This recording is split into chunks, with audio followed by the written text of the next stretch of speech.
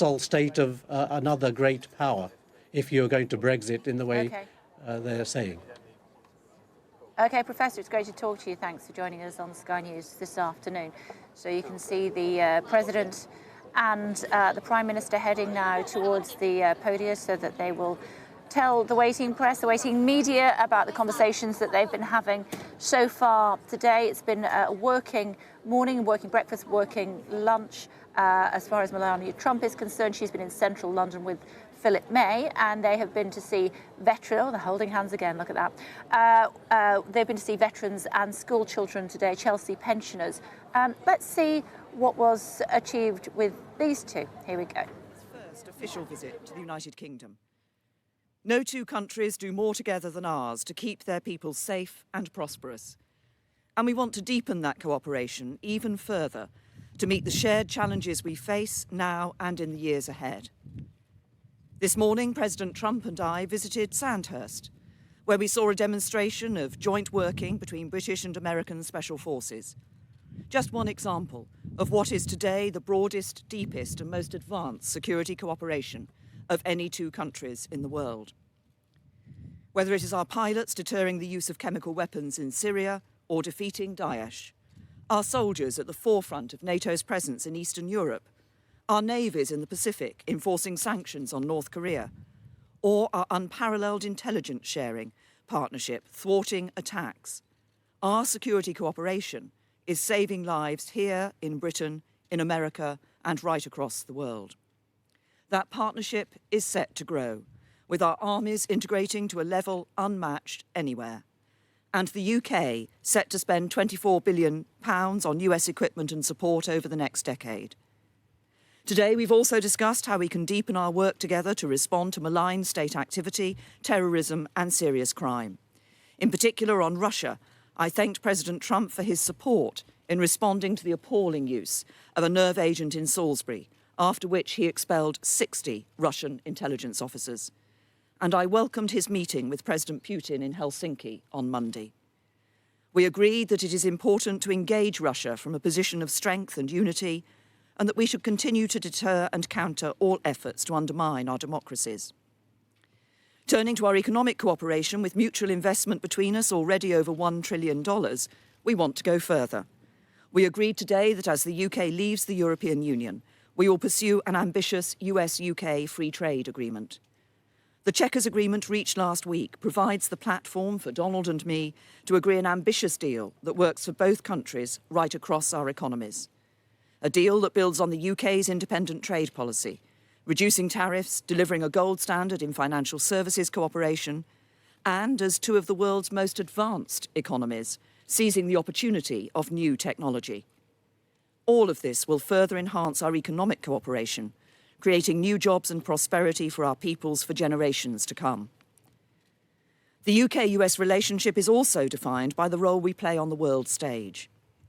Doing this means making tough calls, and sometimes being prepared to say things that others might rather not hear.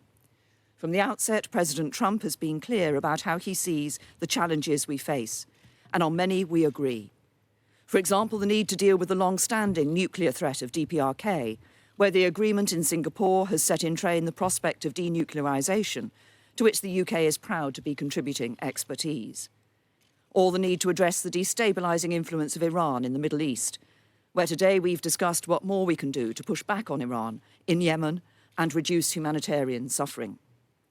Or the need for NATO allies to increase their defence spending and capability, on which we saw significant increases at yesterday's summit. This includes Afghanistan, where this week I announced a further uplift of 440 UK troops, an ongoing commitment to a mission that began as NATO's only use of Article 5, acting in support of the US. Finally, let me say this about the wider transatlantic relationship. It is all of our responsibility to ensure that transatlantic unity endures, for it has been fundamental to the protection and projection of our interests and values for generations. With US leadership at its foundation, its beating heart remains our democratic values and our commitment to justice. Those values are something that we in the UK will always cherish, as I know the US will too. It is the strength of these values and the common interests they create that we see across the breadth of our societies in North America and Europe. And that is why I'm confident that this transatlantic alliance will continue to be the bedrock of our shared security and prosperity for years to come. Mr. President. Thank you very much. Thank you. Prime Minister, thank you very much. And it is my true honor to join you at this remarkable setting, truly magnificent, as we celebrate the special relationship between our two countries. On behalf of the American people, I want to thank you for your very gracious hospitality. Thank you very much, Theresa. Last night, Melania and I were delighted to join you and Philip for dinner at the magnificent Blenheim Palace. It was a wonderful and memorable evening that we will not soon forget. It was really something very special. Today, it's a true privilege to visit historic Chequers that I've heard so much about and read so much about growing up in history class, and to continue our conversation, which has really proceeded along rapidly and well over the last few days. For generations, our predecessors have gathered at this stunning retreat to strengthen a bond that is like no other. The relationship between our two nations is indispensable to the cause of liberty, justice, and peace. The United Kingdom and the United States are bound together by a common historic heritage, language, and heroes. The traditions of freedom, sovereignty, and the true rule of law were our shared gift to the world. They are now our priceless inheritance to a civilization. We must never cease to be united in their defense and in their renewal. Before our dinner last night, Melania and I joined Prime Minister May, Mr. May, and the Duke and Duchess of Marlborough for a tour of the Winston Churchill exhibit at Blenheim Palace. It was something very special. It was from right here at Chequers that Prime Minister Churchill phoned President Roosevelt after Pearl Harbor. In that horrific war, American and British service members bravely shed their blood alongside one another in defense of home and in defense of freedom. And together we achieved a really special, magnificent victory, and it was total victory. Prime Minister May and I have just come from a very productive NATO summit. That was truly a productive summit, where my top priority was getting other NATO members to pay their full and fair share, and the Prime Minister was right there with me. I want to thank you, Prime Minister, for the United Kingdom's contribution to our common defense. The UK is one of the handful of nations, 5 out of 29. Not good, but it's going to get better really fast. In addition to the United States meeting the 2% GDP minimum defense spending commitment.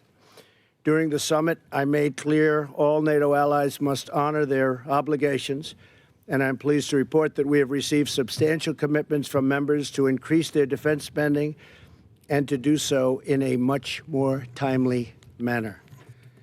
In our meetings today, the Prime Minister and I discussed a range of shared priorities, including stopping nuclear proliferation. I thanked Prime Minister May for her partnership in our pursuit of a nuclear-free North Korea. It's been a tremendous help. The Prime Minister and I also discussed Iran. We both agree that Iran must never possess a nuclear weapon, and that I must halt, and we must do it, and I'm going to do it, and she's going to do it, and we're all going to do it together. We have to stop terrorism. It's the scourge. We have to stop terrorism, and we have to get certain countries, and they've come a long way, I believe. The funding of terrorism has to stop, and it has to stop now. I encourage the Prime Minister to sustain pressure on the regime, and she needed absolutely no encouragement, because she, in fact, also encourages me. And we're doing that, and we're doing that together, very closely coordinated. The United Kingdom and the United States are also strengthening cooperation between our armed forces who serve together on battlefields all around the world.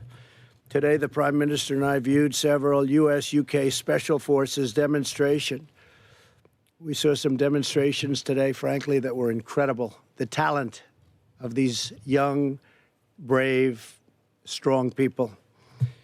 We saw it at the Royal Military Academy at Sandhurst. Seamless cooperation between our militaries is really just vital to addressing the many shared security threats. We have threats far different than we've ever had before. They've always been out there, but these are different, and they're severe, and we will handle them well. We also recognize the vital importance of border security and immigration control. In order to prevent foreign acts of terrorism within our shores, we must prevent terrorists and their supporters from gaining admission in the first place. Border security is a national security problem. And in the United States, we are working very hard to get the Democrats to give us a couple of votes so we can pass meaningful and powerful border security. I also want to thank Prime Minister May for pursuing fair and reciprocal trade with the United States. Once the Brexit process is concluded and perhaps the UK has left the EU, I don't know what they're going to do, but whatever you do is okay with me. That's your decision. Whatever you're going to do is okay with us. Just make sure we can trade together. That's all that matters. The United States looks forward to finalizing a great bilateral trade agreement with the United Kingdom.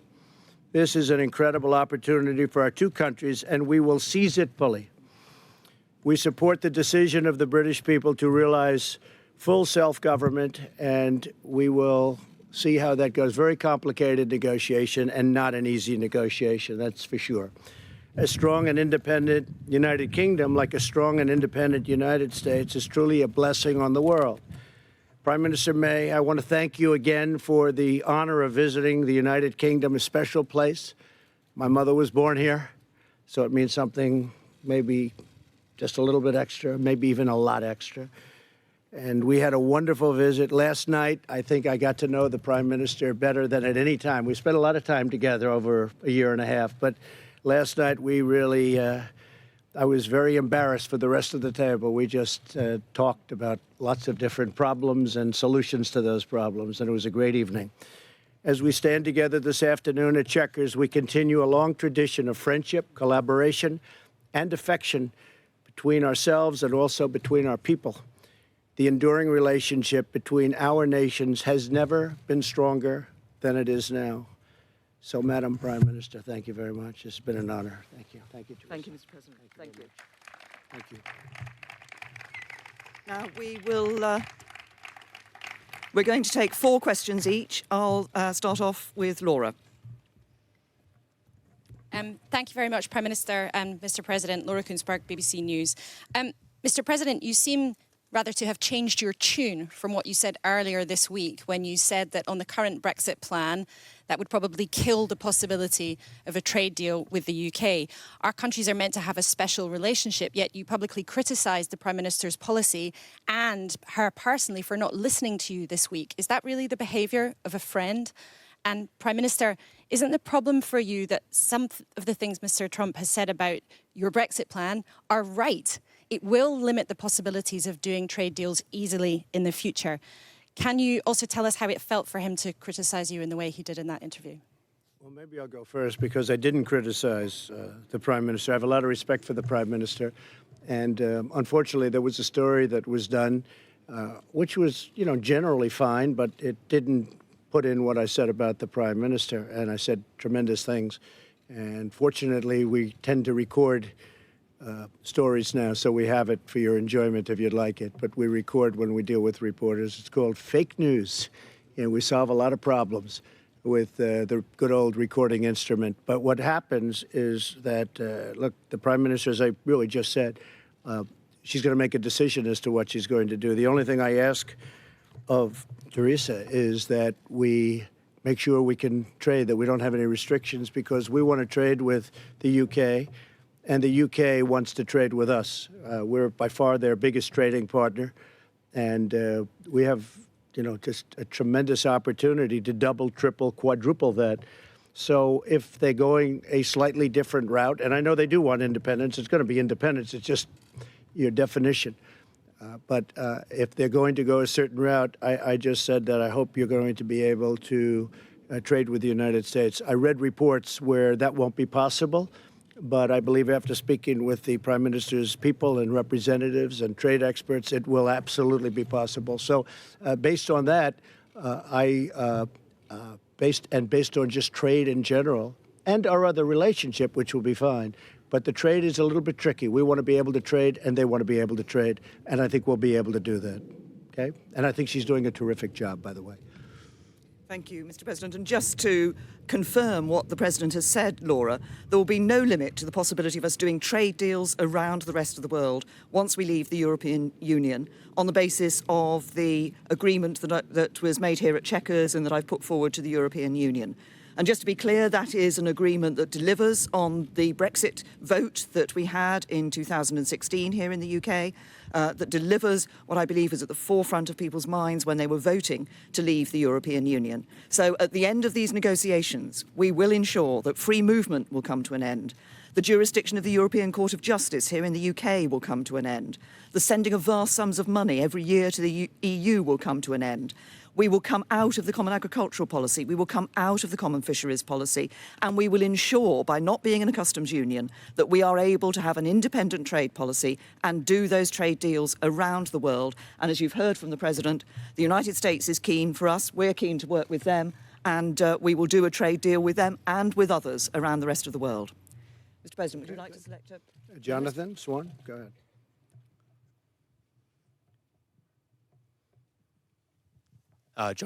Jonathan Swan from Axios. Mr. President, two questions, if I may. The first one, now your British trip is coming to a close. Could you tell us the 3 or 4 things you hope to achieve in your meeting with Vladimir Putin? And the second question, what's the benefit to America of having tens of thousands of American troops stationed in Europe? Thank you. So I'll be meeting with President Putin on Monday. We go into the meeting with a tremendous meeting that we had with NATO. Most of you have reported it correctly.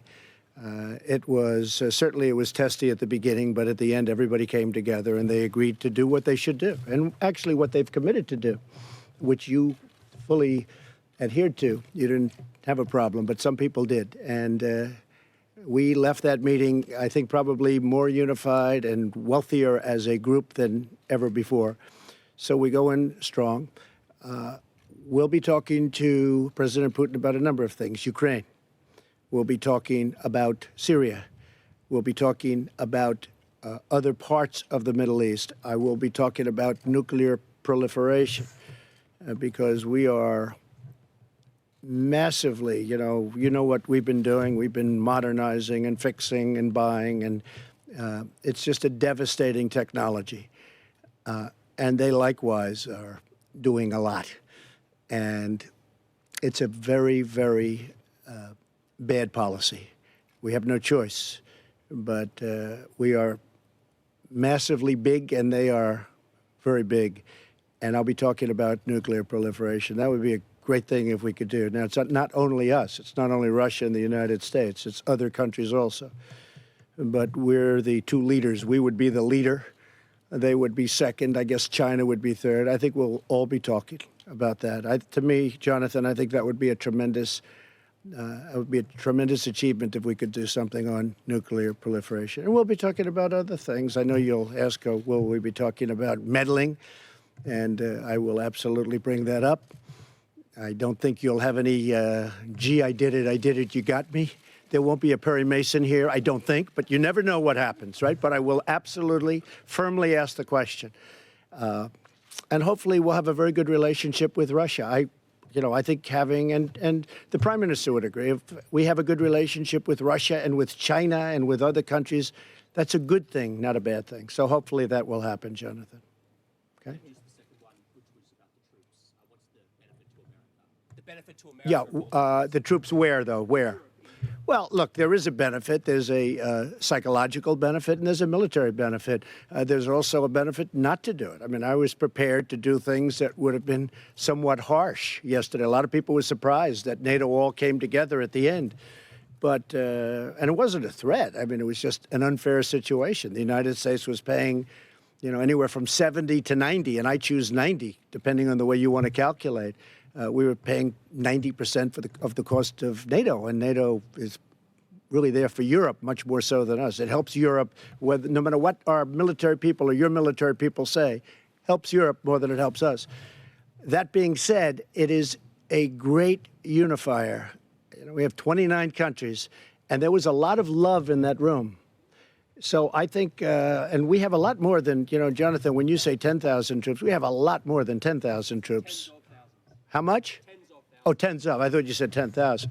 Because in Germany we have 52,000 troops, and we have a lot of troops in Europe. That being said, we're helping Europe, they're helping us, we're all together, and I'm fine with it. Thank you. And by the way, very importantly, they're now paying their way in a much more rapid fashion. Yes. Thank you. Francis.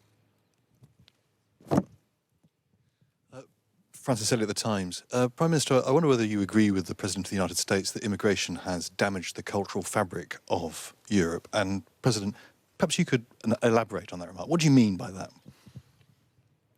You want to go first? I think it's been very bad for Europe. I think Europe is a place I know very well, and I think that what has happened is very tough. It's a very tough situation. I mean, you see the same terror attacks that I do. We see them a lot. We just left some incredible young men and women at Sandhurst, and they were showing us cells, and they were showing us things that, frankly, 20 years ago, nobody even thought about, probably a lot more recently than that, nobody even thought about. I just think it's changing the culture. I think it's a very negative thing for Europe. I think it's very negative. I think having Germany, and I have a great relationship with Angela Merkel, great relationship with Germany, but I think that's very much hurt Germany.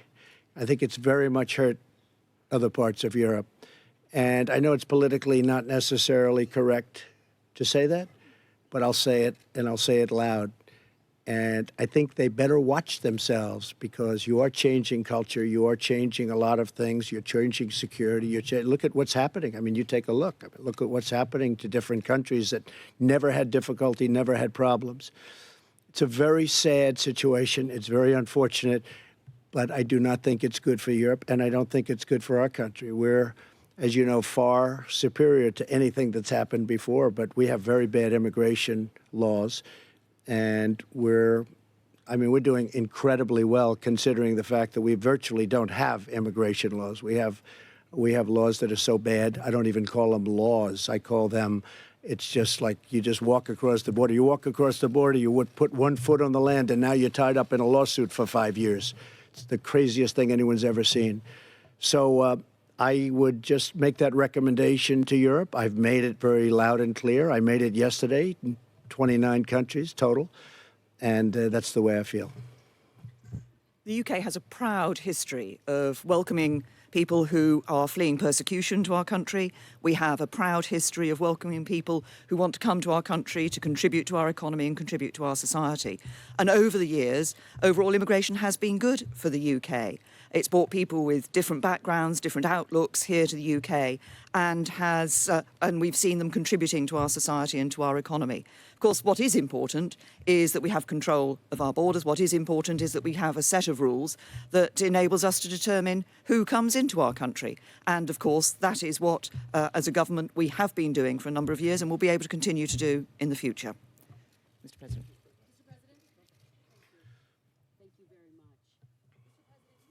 Spent the week taking on NATO allies, criticizing Prime Minister May on her own soil. And I wonder if, are you giving Russian President Vladimir Putin the upper hand heading into your talks, given that you are challenging these alliances that he seeks to break up and destroy? See, that's such dishonest reporting because, of course, it happens to be NBC, which is possibly worse than CNN. Possibly. Let me explain something. We have left NATO with more money, with more unity, with more spirit than NATO probably has ever had. We have a strong and powerful NATO. When I became president, we didn't. We had people that weren't paying their bills. We had people that were way down. We had people that weren't following their commitments. In addition to that, we've become an oil exporter, which would not have happened under the past regime or a new regime if it weren't us. We have built up our military, $700 billion, and then next year, as you know, $716 billion.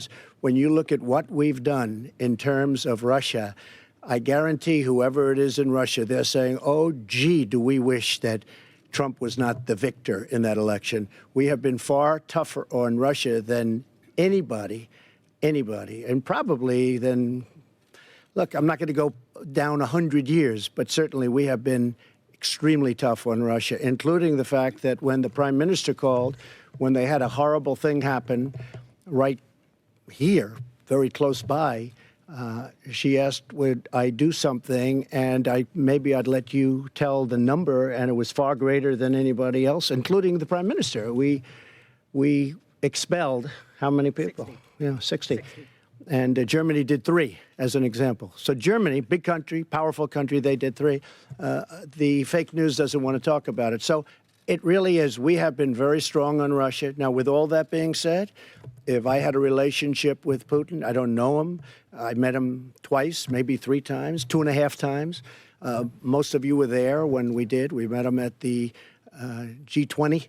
And if we could develop a relationship, which is good for Russia, good for us, good for everybody, that would be great. If I had a relationship with China, you know, we're in a big trade situation with China, as an example, where we're behind every year for many years, $500 billion. It's just not going to happen anymore. So if we got along with countries, that's a good thing. If we got along with China, Russia, that's a good thing, not a bad thing. And I take your point, but when he sees the headlines about the fighting, I take your point about what happened at the end of NATO. The headline he sees isn't the headline. Yes, there was fighting, because I said, you got to put up more money. We have to be stronger. We have to be unified. The headline he sees isn't what's happening during the morning. The headline he sees is what happened in the afternoon, where we came together as one, where they're putting up billions of dollars more. I'll give you an example. And you know this is a confirmed number. $34 billion more was raised since I became president in NATO. That means that the other 28 countries have put in $34 billion more into NATO. Do you think Putin's happy about that? I don't think so. But we have a lot of false reporting in this country. I don't think you have that in your country, do you, Prime Minister? Okay, go ahead. Ask the Prime Minister. Question as well. President Trump told The Sun, I think the deal she is striking on Brexit is not what the people voted for. Is he wrong? Or are you offering up a Brexit light? And I wonder if we could get your reaction to him saying that Boris Johnson would be a great prime minister. Well, first of all, on the deal that we have put on the table, the agreement that we've put on the table, as I said earlier in response to Laura's first question, this does deliver on the vote of the British people. The British people voted to leave the European Union. And I heard the turn of phrase that the President used earlier, but let me be very clear about this. We will be leaving the European Union, and we are leaving on the 29th of March 2019. As we leave the European Union, we will be delivering on what people voted for, an end to free movement, an end to sending vast amounts of money to the European Union every year, an end to the jurisdiction of the European Court of Justice here in the United Kingdom, coming out of the common fisheries policy, coming out of the common agricultural policy, and ensuring, by coming out of the customs union, that we can have an independent trade policy that enables us to negotiate trade deals with the United States and with other countries around the rest of the world. That's what the British people voted for, and that's what we will be delivering. We will deliver it in a way that protects jobs and livelihoods and meets our commitment to the border in between Northern Ireland and Ireland. And Robert? Well, Boris, the President? Well, I'll respond. They said unrelated, not related to. If we have the tape, you could ask Sarah, get it from Sarah. We taped the entire interview. They asked about Boris Johnson. I said, yeah, how would he be as a prime minister? I said, he'll be a great prime minister. He's been very nice to me. He's been saying very good things about me as president. I think he thinks I'm doing a great job. I am doing a great job, that I can tell you, just in case you haven't noticed. But Boris Johnson, I think, would be a great prime minister. I also said that this incredible woman right here is doing a fantastic job, a great job. And I mean that. And I must say that I have gotten to know Theresa May much better over the last 2 days than I've known her over the last year and a half. I mean, we've spent more time in the last 2 days. Yesterday I had breakfast, lunch, and dinner with her Then I said, what are we doing tomorrow, which is today? Oh, you're having breakfast and lunch with Theresa May. And I'm going to see you later on again. So, but I've actually gotten to know her better than ever. And I think she's a terrific woman. I think she's doing a terrific job. And that Brexit is a very tough situation. That's a tough deal between the borders and the entries into the countries and all of the things. So she's going to do the best. The only thing I ask is that she work it out so that we can have very even trade, because we do not have a fair deal with the European Union right now on trade. They treat the United States horribly, and that's going to change. And if it doesn't change, they're going to have to pay a very big price, and they know what that price is. So they're coming over on July 25th to see me, and hopefully we can work something out. But they have barriers that are beyond belief, barriers where they won't take our farm products, they won't take many of our things, including our cars. They charge us tariffs on cars far greater than we charge them. As you know all these things. And last year, Theresa, we lost $151 billion with the European Union. So we can't have that. We're not going to have that any longer, okay? Thank you. Robert. Robert Peston, ITV. Mr. President, how would you characterize your relationship with the United Kingdom? More special than with other countries? And by the way, on farm products, I think on the Prime Minister's deal, you wouldn't be allowed to export many of your farm products to the UK. Would that be a problem for you? Prime Minister, the President said yesterday that he gave you advice about how to negotiate Brexit, that you didn't take that advice. I wondered what that advice was and whether you have any regrets about not taking it. Well, Robert, lots of people give me advice about how to negotiate with the European Union. My job is actually getting out there and doing it, and that's exactly what I've done. And as you know, as we've been going through these negotiations, there have been one or two sceptical voices, perhaps from some of you arrayed before me today, about whether we would achieve what we would achieve in December. We had got that joint report and that joint agreement on citizens' rights and those other issues. We got the implementation period in March. Now we've put forward a proposal. The two proposals the European Commission had put forward are not acceptable to the UK. We have said no to those, and that's why we have put our own proposal on the table for the future, which, like I've said in answer to other questions, delivers on the Brexit deal, but also ensures that we can have smooth trade with the European Union in the future. And in terms of the United States and trade with the United States, there will be questions on some of the trade issues about the standards we have here for certain products and how we want to deal with those in the trade deal. That will be a matter for the negotiations. So I would say I give our relationship, in terms of grade, the highest level of special. So we start off with special. I would give our relationship with the UK, and now, especially after this 2 days, with your Prime Minister, I would say the highest level of special. Now, am I allowed to go higher than that? I'm not sure. But it's the highest level of special. They're very special people. It's a very special country. And as I said, I have a relationship because my mother was born in Scotland. So very important. As far as the advice, I did give her a suggestion. I wouldn't say advice. And I think she found it maybe too brutal. And that's okay, because I could see that. But I don't know if you remember what I said. But I did give her a certain amount of... I gave her a suggestion, not advice. I wouldn't want to give her advice. I'd give her a suggestion. I could fully understand why she thought it was a little bit tough. And maybe someday she'll do that. If they don't make the right deal, she might very well do what I suggested that she might want to do. But it is not an easy thing. Look at the United States, how the European Union has taken advantage systematically of the United States on trade. It's a disgrace. So it's not an easy negotiation. John Roberts, go ahead, John. No. John Roberts, go ahead. CNN's fake news. I don't take questions. I don't take questions from CNN. CNN is fake news. I don't take questions from CNN. John Roberts of Fox. Let's go to a real network. John, let's go. Well, we're a real network too, sir. Thank you, Mr. President. Thank you. Some people have suggested that relations between the United States and Russia are at their lowest point since the end of the Cold War. And you have stated many, many times that you think it's important to have a better relationship with Russia. Is there any way for relations between the United States and Russia to improve as long as Putin continues to occupy Crimea? Yes, I think so. I think I'd have a very good relationship with President Putin if we spend time together. And I may be wrong. You know, other people have said that didn't work out, but I'm different than other people. I think that we're being hurt very badly by the, I would call it the witch hunt. I would call it the rigged witch hunt after watching some of the little clips. I didn't get to watch too much because I'm here. It's a different time zone, to put it mildly. But after watching the people, the man that was testifying yesterday, I call it the rigged witch hunt. I think that really hurts our country, and it really hurts our relationship with Russia. I think that we would have a chance to have a very good relationship with Russia and a very good relationship with President Putin. I would hope so. But what is your thinking about improving relations with Russia while they continue to illegally occupy another country? Well, that was, yes, they do. And if you're talking about Crimea primarily, yeah. But again, President Obama failed very badly with Crimea. I don't think he would have done that if I were president. He took over Crimea, and he actually took it over during the Obama administration, I think you will admit. But how do you get him out?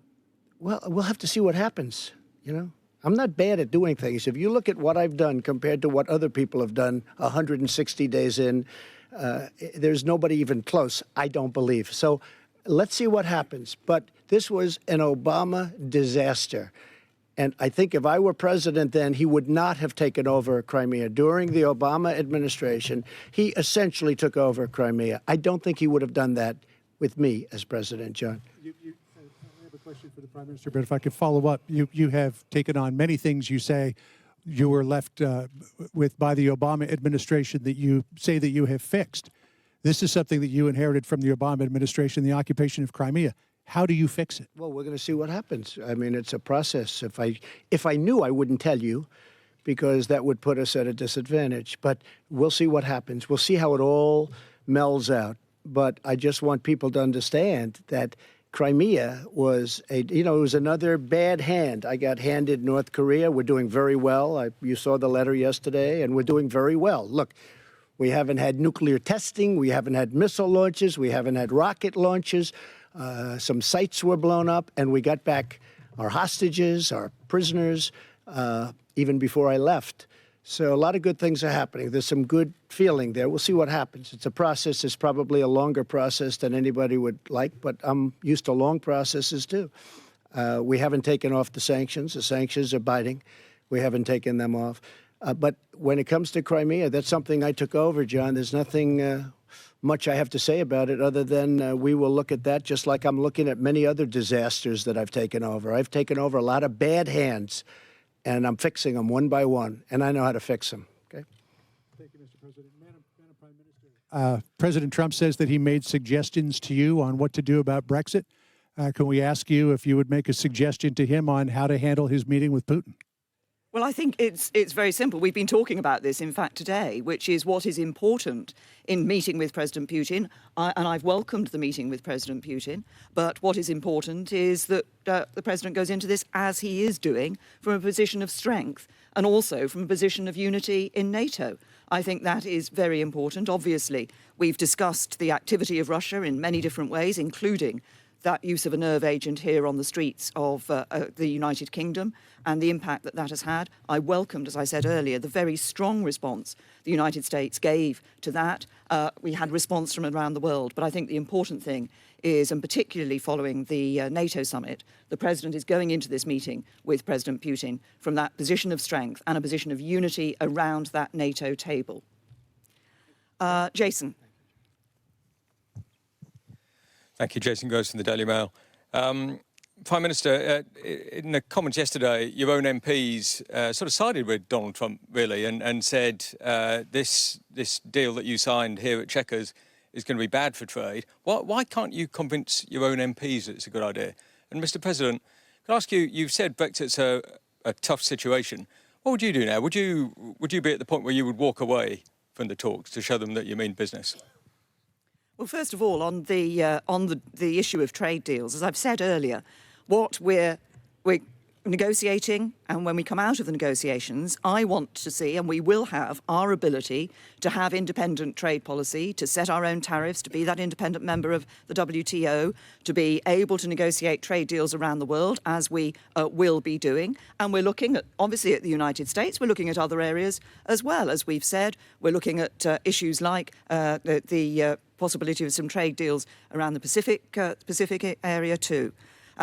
We will negotiate those trade deals, but I also want to have a good trade arrangement with the European Union. This isn't an either-or. We don't just replace one with the other. Actually, the United Kingdom is looking for and can negotiate a situation where we can have a good trade relationship with the European Union, a great trade relationship, a good trade relationship with the United States and around the rest of the world as well. And that is what will be good for jobs, good for people's livelihoods, good for prosperity here in the UK. Well, if you remember, I was opening Turnberry the day before Brexit, and we had an unbelievably large number of reporters there because everybody was there, I guess, because of Brexit.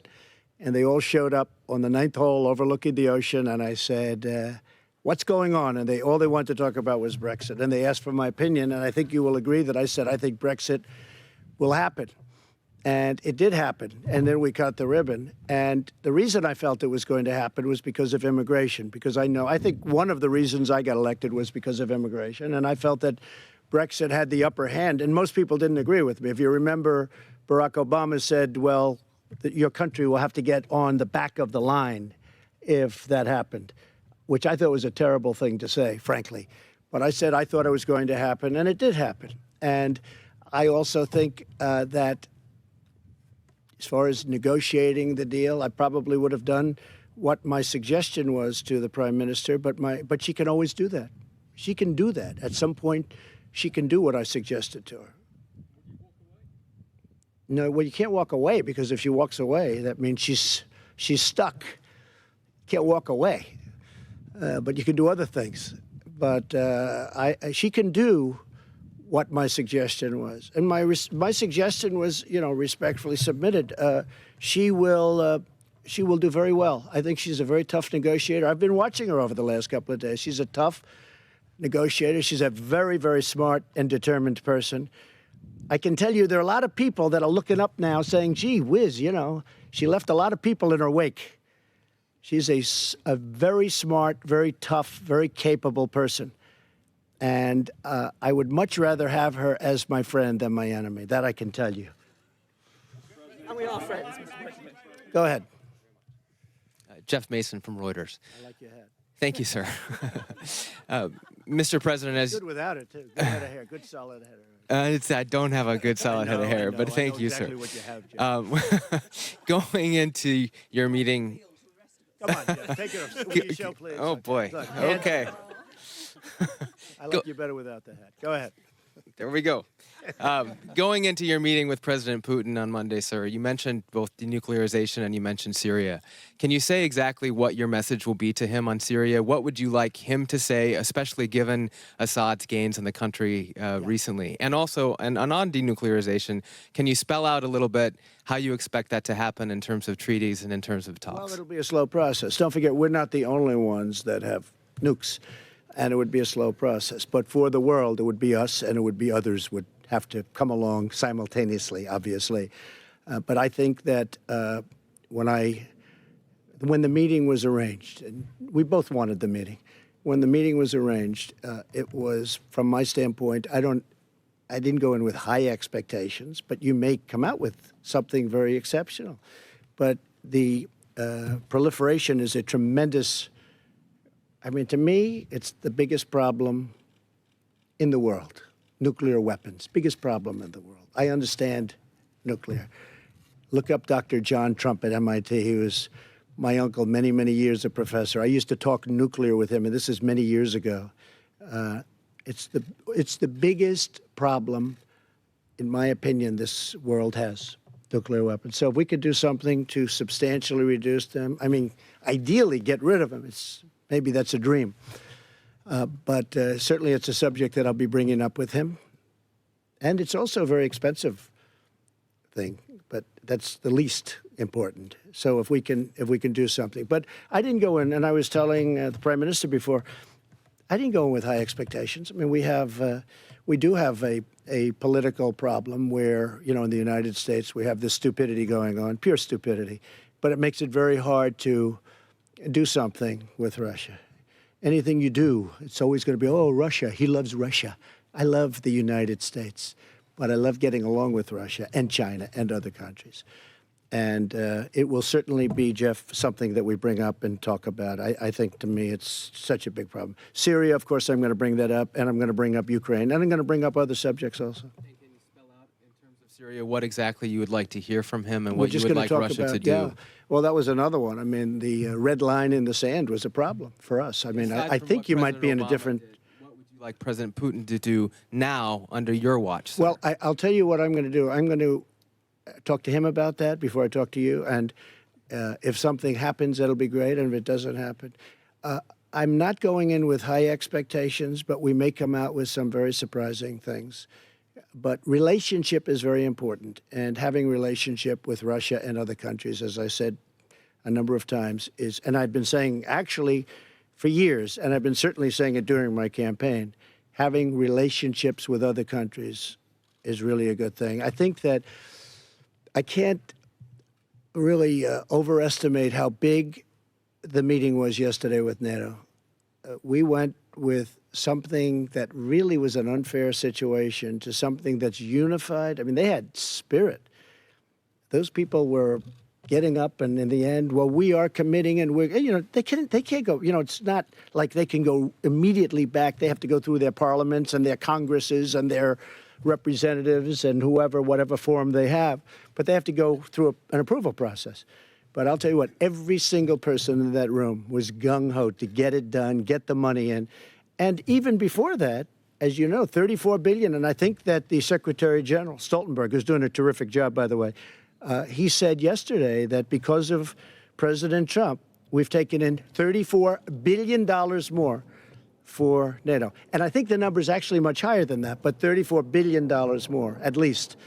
And again, that's nothing that my opponent would have done. My opponent would have just kept going down. You know, it was going down. You see what was happening over the years. The numbers were going down. Now the number's way up, and now it's going way up higher. And that was, and he will tell you that, that was because of me. Prime Minister May, the president, during his time in Brussels, expressed concern about a pipeline between Russia and Germany. Do you share those concerns? And to follow up on some of the questioning from my colleagues in the British press and on the American side, did you feel undermined by President Trump's comments in The Sun about your Brexit plan and about Boris Johnson?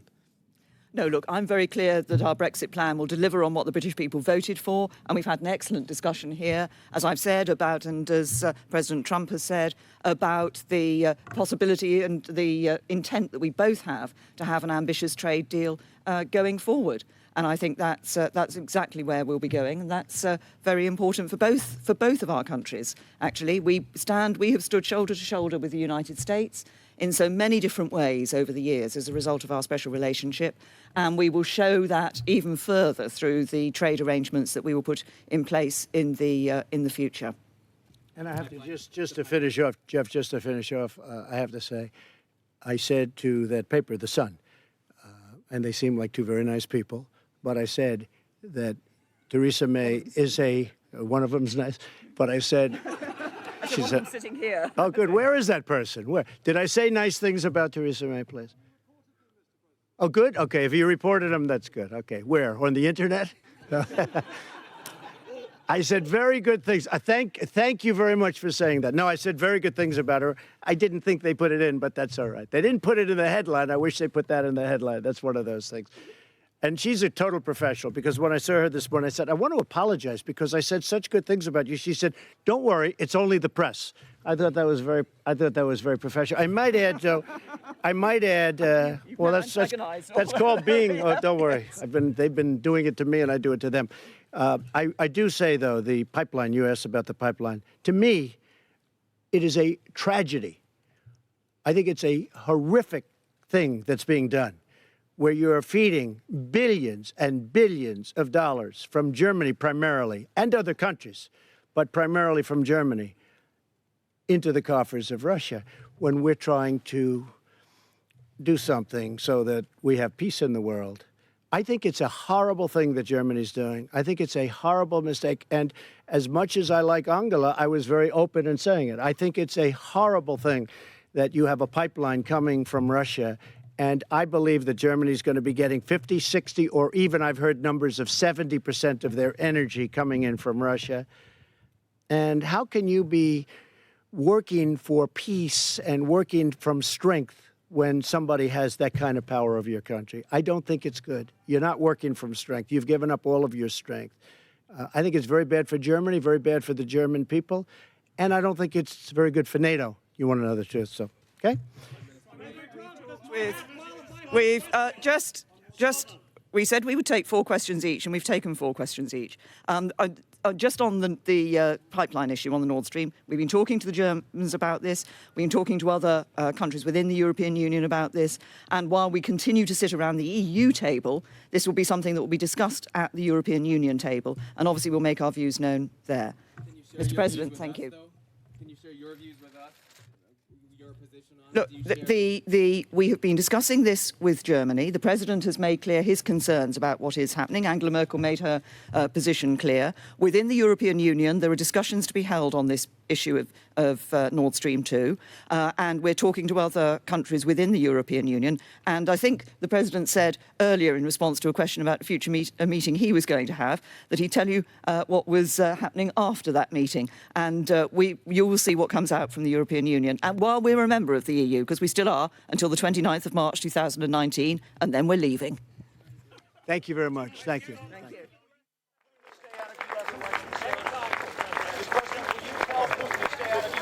This conference ends with applause. President Trump being friendly and perhaps a little contrite at this Chequers news conference. He talked about the enduring relationship that has never been stronger.